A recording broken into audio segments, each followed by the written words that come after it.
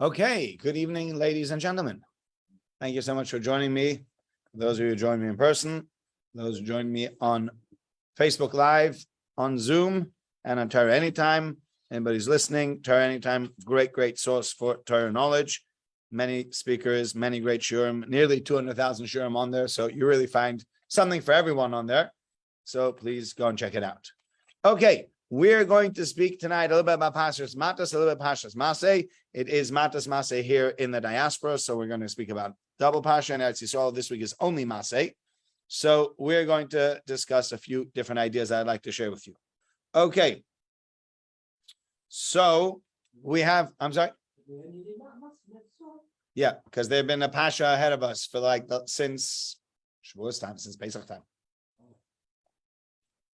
Since Pesach time. The 8th day of Pesach was Shabbos, and Eretz Yisrael, that was already the next, and Eretz Yisrael was only 7 days Pesach. So in Eretz Yisrael, they laned Achrei Mois, when we laned still 8th day Pesach. So we've been one Pasha behind all along. We've been lagging behind, and this week we're going to catch up. Ta-da! Right. Okay. We are now on page 902. Page 902. Chapter 31. Hashem speaks to Moshe saying, Nikom, do give vengeance, take vengeance. Nikmas saw the vengeance of the Jewish people. Me'es hamidyanim, from the Midianite people. After that, Teosef el Amecha, you will be gathered onto your people, i.e., after taking that vengeance, you will die. And Moshe says to the people, you should gather from yourself people for war. The you on Midian, they will go on Midian, Laseis Nikmas Hashem Midian, to place the vengeance of HaKadosh Baruch Hu onto Midian. So Rav Shamash Hirsch speaks over here about this idea of vengeance. And we know vengeance is not really such a Jewish trait. Okay, we know actually that the Torah in Pashas Kedoshim, one of the averos that we have is called Lo Sikom, and another one's called Lo Sitar. What's the difference between Lo Sikom and Lo Sitar? Lo Sikom means do not take revenge, which means as follows. Let's say I come to Michael, there's more than one over here. I come to, feel yourself spoken to if you, and I say, can I borrow your lawnmower? And you say to me, Rabbi, sorry, we don't lend out our lawnmower. So no problem, right? Anyway, the next day, 2 days later, Michael comes to me and he says, Rabbi, I'm really desperate. Can I borrow a siddur from shul? I'm having a bit of a minyan at home. I need 5 or 10 siddurim at home. And I say to him, okay.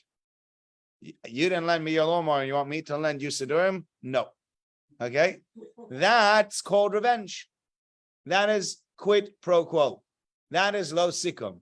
That's an isur d'oraisa. We cannot take revenge on other people. There is another isur d'oraisa, by the way, another prohibition, which is called lo sitar. You should not bear a grudge, which means, let's go back to the same situation. Michael, I want to borrow your lawnmower, and you say, sorry, Rabbi. And then you come to me a few days later and say, I'm having a minyan in my house for Shabbos. Can I borrow 10 siddurim from the shul? And I say, I know certain people that when asked to lend something, they just say no. I'm not one of those. Sure you can have those siddurim.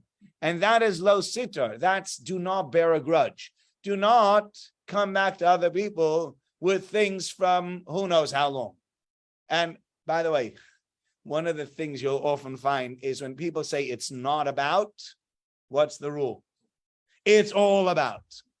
No, it's not about the money. It's about the principle. No, it's not about the principle. It usually is about the money, and that's why you're annoyed. No, I don't really care if he says anything. It's just that I feel that you do care if he said something, because otherwise you wouldn't say that. Okay, fine. But now you've shown that you care, and either shown that you care by actually responding in kind. I didn't lend you something, you're not lending me something, or you're not responding in kind, but you are reminding me that you are one up on me because I didn't lend you something. But you reminded me, by the way, you didn't lend me something. I don't behave like you do. I will lend you an item. Okay? That's a second Malosita. Yet we have over here this idea of revenge against the Midianites. So what is this revenge all about? What is this revenge? And if we're saying revenge is not a Jewish trait, how come we're sort of seeking revenge over here? So Rav Hirsch speaks over here about a very interesting idea within revenge. And revenge can have two purposes, okay? And let me describe to you one purpose of revenge and tell you the negative revenge. And then we're going to speak about sort of the positive revenge. And I'm going to explain what I mean when I give you the example, and you'll see what I mean with that. So let's give me the first one. Let's go back to revenge. Revenge. Oh, sometimes you think, oh, revenge is so sweet. If I could just get somebody back, if they could just, they did something to me, I am going to let them have it. So you love that. You love to do that. So what's that kind of revenge? That revenge is a punishment, okay? When I went to Michael and asked Michael for his lawnmower and he said no, in the back of my mind, I said to myself, oh, that Michael, next time he comes to me, yeah, that one. Yeah, that Michael. That's why I said that Michael. As I said it twice. I didn't mean this one. That Michael. That Michael. Yeah. Michael's like, no, not me. He's this one. Yeah. Okay, we'll say Mochi. That Mochi. Yeah. That Michael. He wouldn't let me his lawnmower. I mean, how big is my garden anyway? Big deal. Why can't he lend me his lawnmower? Such an idiot. Such an idiot. I'm going to get him back next time. And I'm just waiting. And then when Michael finally comes to me, he says, Rabbi, we're having a minyan at our house. Can I borrow a siddur? I am just overjoyed. I'm so happy he's asking me for something. Do you know why? I've been waiting for that opportunity to say no to Michael. And it finally came. And you show up and you say, Rabbi, I need a few siddurim. Can I borrow a few siddurim? Sorry, the shul doesn't lend out siddurim. Now, by the way, sometimes it's revenge, it's personal. And you dress it up nicely. So obviously the shul will lend out siddurim. So I say, sorry, the shul doesn't lend out siddurim. I'm blaming the shul. Deep down, what's going on inside me, Michael? Oh, it's revenge. It's beautiful. And I'm thinking to myself, oh, Michael won't get siddurim. He's going to have to go somewhere else for siddurim. I'm all excited about that. Oh, I've done him in. Well, not nice. That's not right. Okay? That's revenge. But that revenge takes the form of punishment. I'm trying to punish you, Michael. Okay? And how am I going to punish you? I'm going to punish you by doing to you what I feel you did to me. So you didn't lend me something, I won't lend you something either. There's your punishment. You feel better now? Okay? That's one type of revenge. But let me tell you about another type of revenge. Okay? It's an interesting story. The story comes up in many different facets, but it's to me, an amazing story of changing things around. There was a Holocaust survivor who had one and only child. And that daughter got engaged, and he decided, boy, am I going to make her a wedding. Boy, am I going to make her a wedding. And he got the biggest band, and he got the fanciest caterer, and there were live pigeons on the doves on the table, and it was just so fancy. And everybody was talking, and everybody was saying, come on, look at that. You want nice, you can make it nice. We're not against nice. Have you ever been to a simcha where you feel like that's OTT? Like, sometimes you get these ice sculptures and you're like, somebody spent thousands and thousands of pounds to get some idiot to sculpt this, to put it up in your simcha, and you just watch it melt. By the end of the simcha, it doesn't even look like anything anymore. It was a footballer. Now it's some kind of like a mummy or something. Like, what is the thing? Just money thrown in the toilet. I think some people feel that way about flowers. And I can't, flowers should be nice. Of course, flowers should be nice. But I know people that have spent 5 figures, nearly 6 figures on flowers. My wife recently read an article in one of the magazines, and there's a lady that became a shadchan for flowers. And what she basically does is she finds simchas that have just been where people have spent a lot of money on flowers, and she finds other people who are making a simcha who cannot afford to buy flowers, and puts the two of them together. And she says, look, you just spend 20,000 pounds on flowers for your simcha. They're going straight in the bin. Do you mind if family X picks them up and uses them tomorrow for their wedding? Oh, why should I mind? Great. call family X up and say, I got you flowers. She said sometimes she even gets from the families, she gets like color schemes.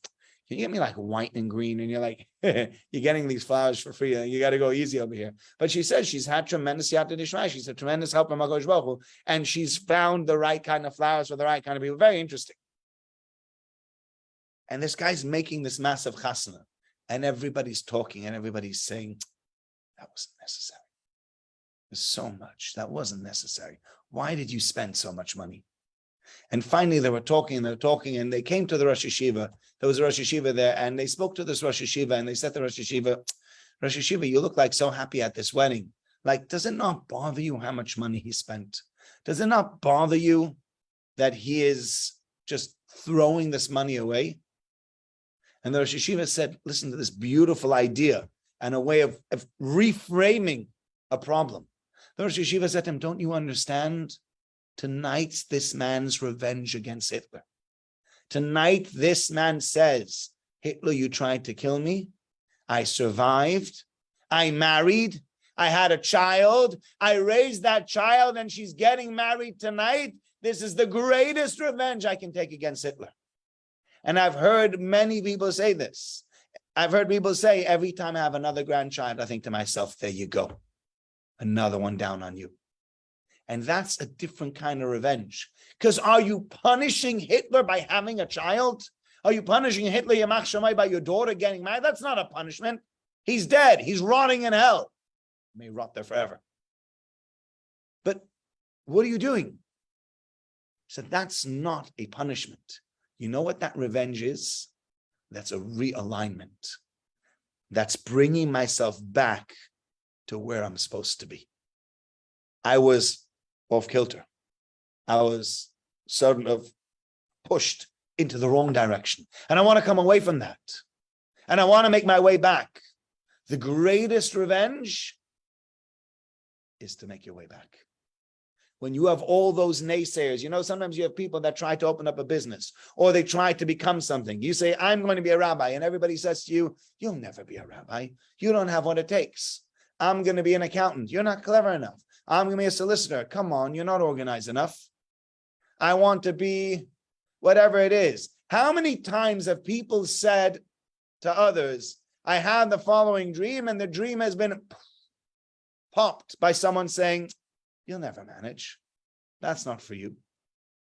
And then when you make it, that's your revenge. But it's not a revenge in the form of a punishment, because not every revenge is punishment. When I didn't lend Michael the Sidurim because he didn't lend me his lawnmower, that's revenge. When I become something great, and every time, you know, I know somebody said to me that, you know, I once heard this on a story that there was a fellow that wanted to become a writer. And his English teacher said, you just don't have what it takes to become a writer. He says, every time I write a book, I send her a free copy. Yeah.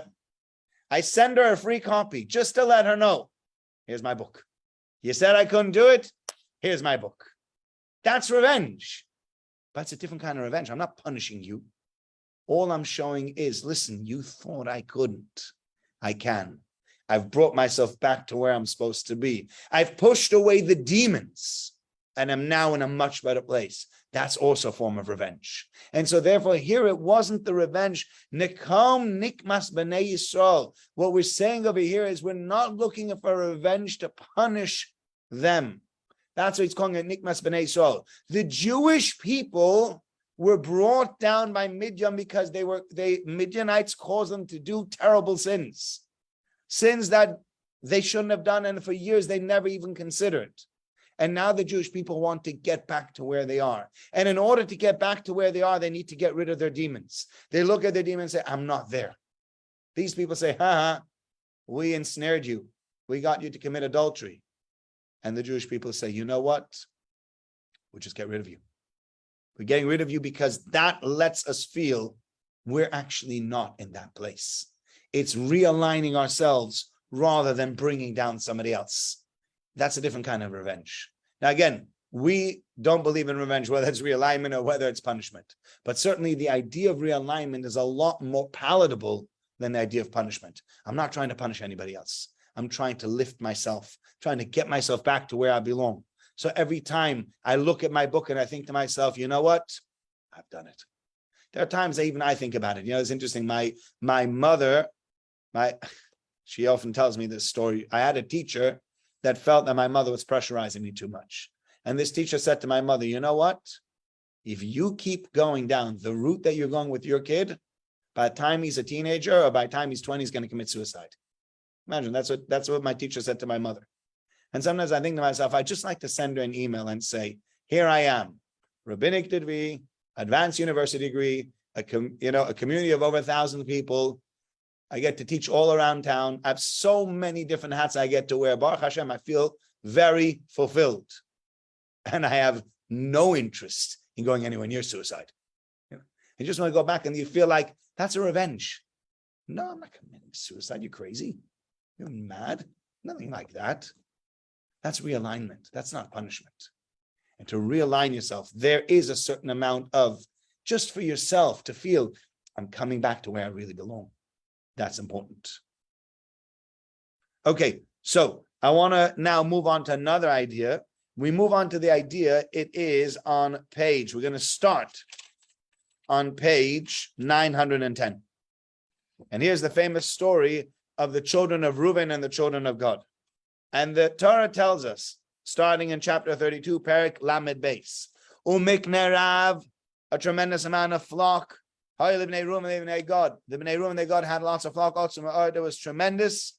Vayira, and they saw the land of Yaz and Gilad, and the place there was a great place for pasturing your sheep. And we skipped on to verse 5, and they come to Moshe Rabbeinu, and they say to Moshe Rabbeinu, if we found favor in your eyes, let us have this land as an inheritance. Do not cross us over the Jordan River. Let us stay over here. And Moshe Rabbeinu says, well, if you want to stay over here, what's going to happen is you're going to let all the others are going to be afraid to go. And they say, you know what? We'll do it. We'll come along with them. We'll fight with them. And only once we fought with them will we come back. We make a deal. Fine. They make a deal. Done. Okay. So now, Meshech Chochmah, Rabbi Levinsk, says an interesting idea. He says, what is it? Al tavireinu sayadin. Do not bring us across the Jordan. He actually says something else, something interesting over here, and that's the following. The Bnei Reuben and the Bnei Gad think about crossing over. And how are we going to actually say to Moshe Rabbeinu, we don't want to cross over the Jordan? Sounds really bad. You've traveled 40 years. Imagine traveling 40 years and you're at the cusp, you're at the door. Imagine you went to visit someone in America. Okay? You went to visit your son in America, yeah? So you took the plane, remind me again, where is it, Ohio? Yeah? So you took a plane all the way out to Ohio and you rented a car and you're driving down the motorway and you're now just at the border of the little township where he lives. Or does he live in a big city? Remind me? Cincinnati. Okay, Cincinnati's not a little township. It's a bit bigger than a little township, I would say, right? We're on the border of Cincinnati, about to drive into Cincinnati, and you turn to Iris, and Iris turns to you and says, what a schlep. What a schlep. All right, let's go back home, right? You're there. You're there. You're in Cincinnati already. Go on in, knock on the door, say hello. You're on the cusp of Eretz Yisrael. You're almost on the way, and you look around and go, gee, look at this farmland. Perfect. We don't want to go across. After 40 years of traveling through the desert, you finally get to the border and you're not willing to cross that border. Why not? Or how do you say that? And Meshech Chochmah says a very interesting thing, which I think carries within it a beautiful lesson. Al tavireinu sayadin. Don't bring us across the Jordan. He says, you know what? I'm not the only one that's not crossing the Jordan. You know who else is not going to cross the Jordan River? Who else? Not Miriam, not Aaron, and most importantly, not Moshe either. They're saying to Moshe Rabbeinu, you're telling me I need to cross over the Jordan River. You're not crossing over either. You're not going. So if you're not going, we'll also stay here. It's nice here. Nice pasture. Nice land. That's what it's saying. You aren't crossing. And so we're not going to cross either. And I think within this lies a very important idea within education, within all sorts of things. Okay, I'll tell you a story that happened to me recently. Really, a true story, and it's one of those stories where you always go like, oh, you know what I mean? So I teach in a seminary, and in the seminary, I was speaking to them about leaving seminary, what it's like going out to the quote unquote real world, if you want to call it that, being in the job market, shidduchim, going back home to family, dealing with money, dealing with friends, standards that might slip once you've left seminary. And one of the things I spoke a lot about was technology and being careful with technology, because technology is tremendously powerful, can be used in so many wonderful ways and can be used in such destructive ways. And they've done research on this, and the research has found that social media is literally killing people. Not one or two, by the dozens, by the hundreds probably. People are getting ill from it, mental illnesses, eating disorders, suicide, depression, anxiety, panic, bullying. It's terrible. Then on top of it, people say that 40% of the use of the internet is used for pornography. Now, I don't know if that statistic is true. It might be lower, but even if it was 10%, that's a lot. That's a lot of usage, because the internet gets used all around the world, millions of hours every day, millions and millions of hours. I know my computer's connected to the internet all the time. When I sit in my office, my computer's connected. I might not be using, I might be typing, I might be doing other things, but I certainly use the internet probably 2 to 3 hours a day. Between the internet, emails, WhatsApp, all the other things you need to do, you're using computer all the time. Now think about it. If you put all the hours of the internet together in this room, you'd say probably on an average day in this room, and there's not a lot of people in this room, there's still a good 20 to 30 hours worth of internet usage. Yeah. So 10% of that around the world, not of us. I'm not saying anybody in this room, God forbid. I'm not accusing anybody of here. By saying that, in a room with that many people, you'd say 10% of the usage is for something bad. That's terrible. That's a terrible amount. So I spoke about technology and the dangers of technology. And where I teach in seminary, some of the girls feel comfortable to raise their hand, and some of them don't raise their hand. Rather, what they'll do is they'll just send up a little paper. They all have little Post-it notes, and they write the question on the Post-it note, and suddenly there's this Post-it note that makes its way to the front, and I'm like, okay, thank you. And I open up the Post-it note, and the Post-it note reads, "Dear Rabbi," here we go, "Dear Rabbi, I understand everything you're saying about technology, the perils of smartphones, the internet, etc., etc. Why is it that so many Rabbanim have smartphones?" I'm reading this question. I was like, thank you. The next week I got like an apology. I got another note up that said in front of an apology. I was all right. I think the question is a fair question. It is a fair question. If you're standing there and saying it's no good, why do you have one?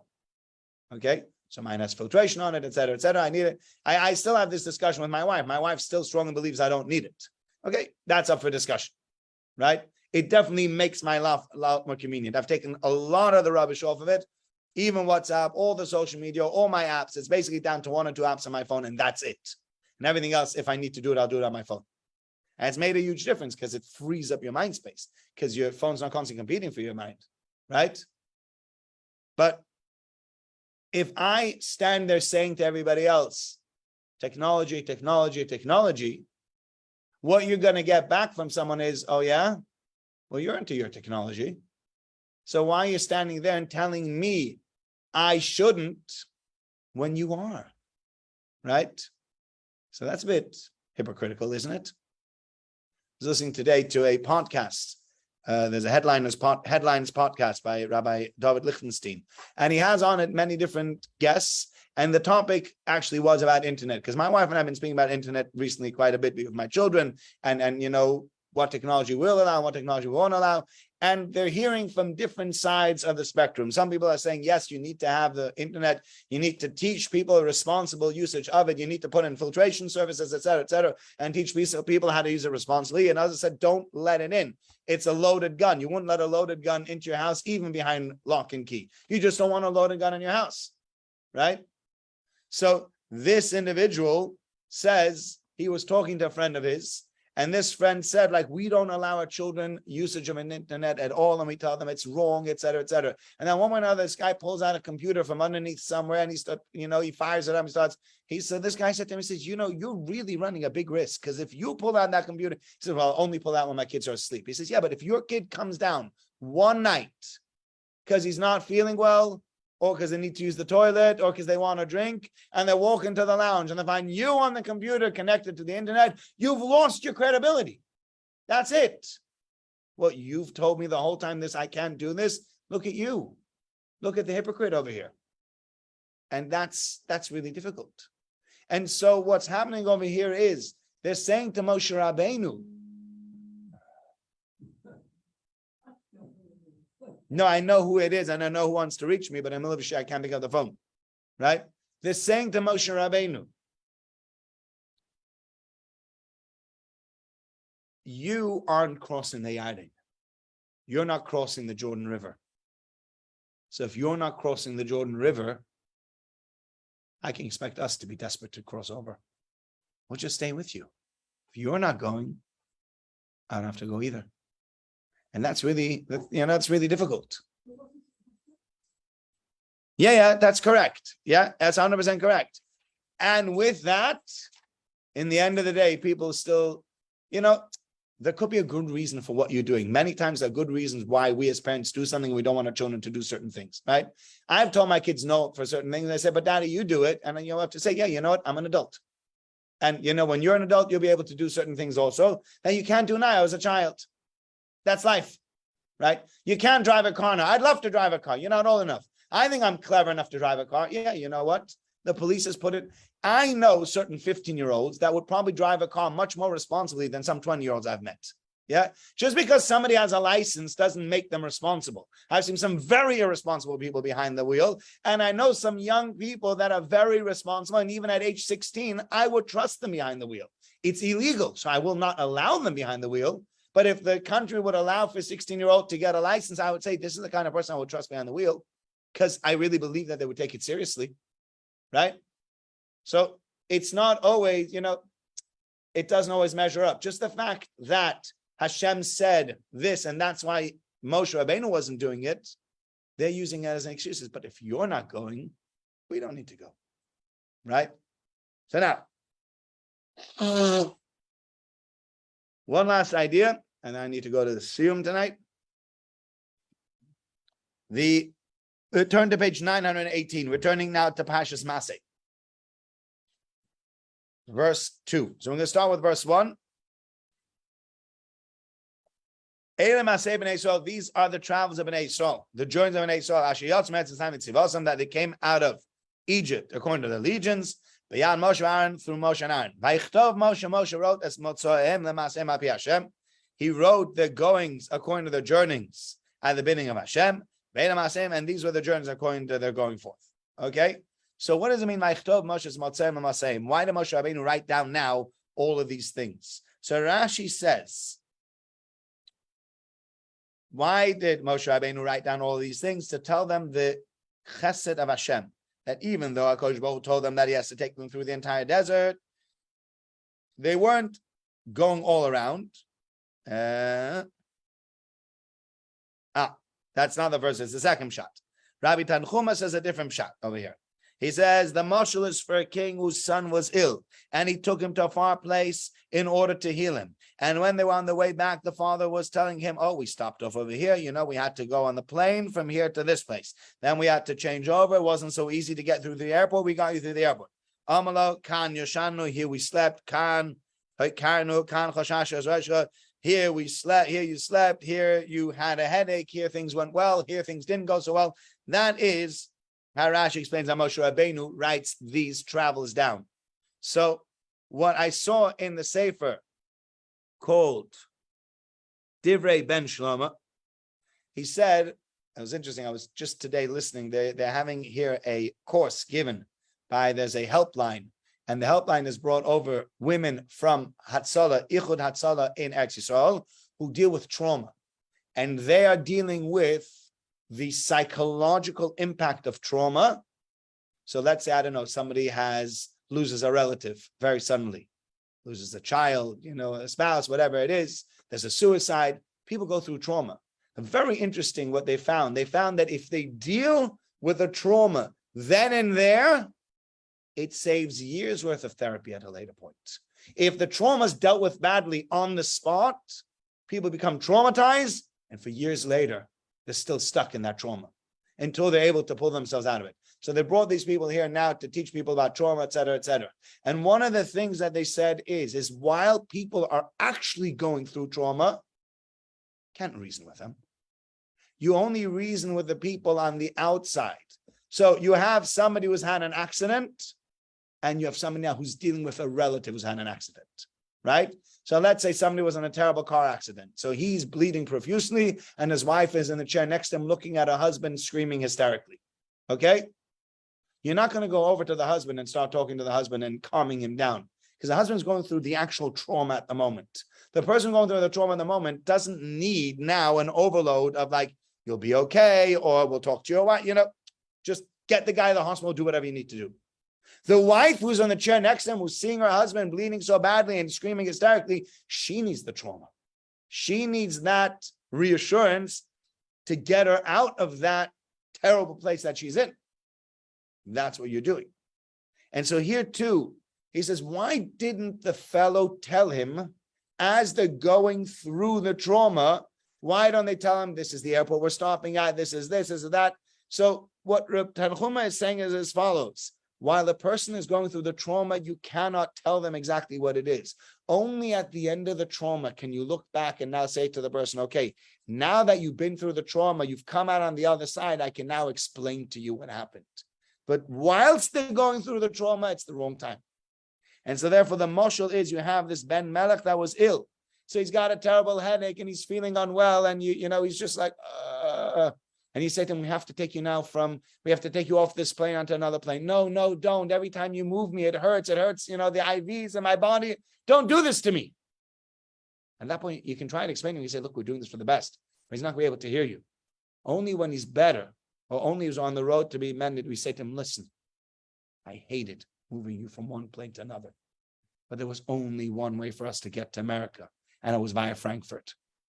We didn't have a choice. So we flew to Frankfurt. We had to take you off the plane. We had to put you on the next plane. We had to bring you to America. You've had your operation. You're better now.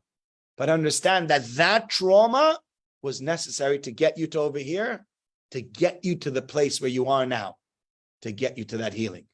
And the Jewish people are now at the end of the 40 years, and God's looking at the Jewish people and he's saying to them, I know you went through significant trauma, and you think to yourself, that wasn't fair, and you schlepped me around through the entire desert, and why did you do that, et cetera, et cetera. So you have to know, the trauma that you went through had a purpose to it. There was a reason why we put you through that trauma, not just because I felt like it, but only at the end of the journey.